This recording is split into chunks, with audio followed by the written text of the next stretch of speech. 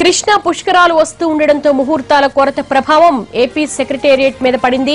6 నెలల పాటు ముహూర్తాలు లేకపోవడంతో ముందస్తుగానే సెక్రటేరియట్ ప్రవేశానికి రంగం సిద్ధం చేస్తున్నారు. ఈ నెల 25న తెల్లవారుజామున 4 గంటల 1 నిమిషానికి ముహూర్తం ఖరారు చేశారు. ఆలోపు యుద్ధ ప్రాతిపదికన 2 గదులు సిద్ధం చేయాలని సిఆర్డీఏ అధికారులు, కాంట్రాక్టర్లను ఆదేశించింది ప్రభుత్వం.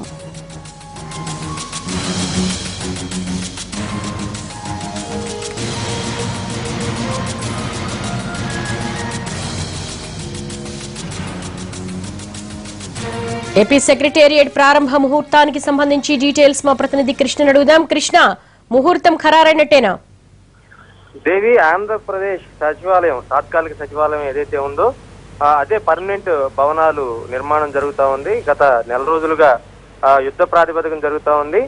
వాస్తవానికి ఇది జూన్ నెల చివరిలో ప్రారంభోత్సవం చేయాల్సి ఉంది. అయితే పుష్కరాలు, కృష్ణా పుష్కరాలు రావడం 6 నెలల వరకు సుముహూర్తాలు లేని కారణంగా వేద పండితులను ఈరోజు అంటే ఒక 2 రోజుల క్రితం నుంచి కూడా ప్రభుత్వం సంప్రదిస్తూ వస్తుంది. అయితే సరైన ముహూర్తం అంటే ఈ నెల 25వ తేదీ ఉదయం, సోమవారం ఉదయం సరిగ్గా 4 గంటల 1 నిమిషానికి సచివాలయానికి సంబంధించిన మనం అనుకునే విధంగా గృహప్రవేశం చేస్తారు.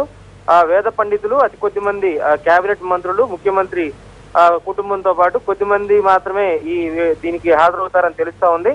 అయితే ఒక 6 నెలల వరకు ముహూర్తాలు లేకపోవడంతో జూన్ నుంచే, జూలై నుంచే ఉద్యోగులు పెద్ద ఎత్తున అక్కడి నుంచి, హైదరాబాద్ నుంచి ఇక్కడ తరలిస్తామని ప్రభుత్వం చెప్తున్న నేపథ్యంలో ఈ లోపు కానీ ముహూర్తం మనం గృహప్రవేశం చేయకపోతే 6 నెలల వరకు ఆగాలి. అప్పటి వరకు ఆ బిల్డింగ్ ను అలాగే ఉంచేస్తే మళ్ళీ ఉద్యోగులు రావడానికి ఇబ్బంది అవుతుందన్న నేపథ్యంలో ప్రభుత్వం కొంత చొరవ చూపిందని చెప్పవచ్చు. ఈ విషయాన్ని ఇప్పటికే మంత్రులు నారాయణ, అలాగే ప్రతిపాటి పుల్లారావు కూడా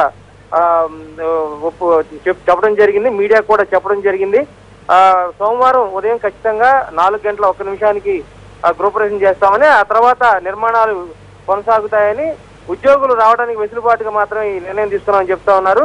అయితే దీంతో పాటు రాజధానికి సంబంధించిన పనులు కూడా వేగవంతం చేయాలని కూడా ముఖ్యమంత్రి ఆదేశించినట్టు తెలుస్తా ఉంది. ఈ గృహప్రవేశానికి సంబంధించి ఖచ్చితంగా 2 గదులను, అంటే మొదటి బ్లాక్ లోని 2 గదులను యుద్ధ ప్రాతిపదికన పూర్తి చేయాలని, సోమవారానికి అందజేయాలని ఒక పక్కన సిఆర్డీఏ ఏదైతే నిర్మాణాలు చేస్తా ఉందో ఎల్ఎన్టీ, అలాగే షాపూర్తికి సంబంధించిన కంపెనీలను ఇప్పటికే ఆదేశించడం జరిగింది. Devi. S Krishna, thank you.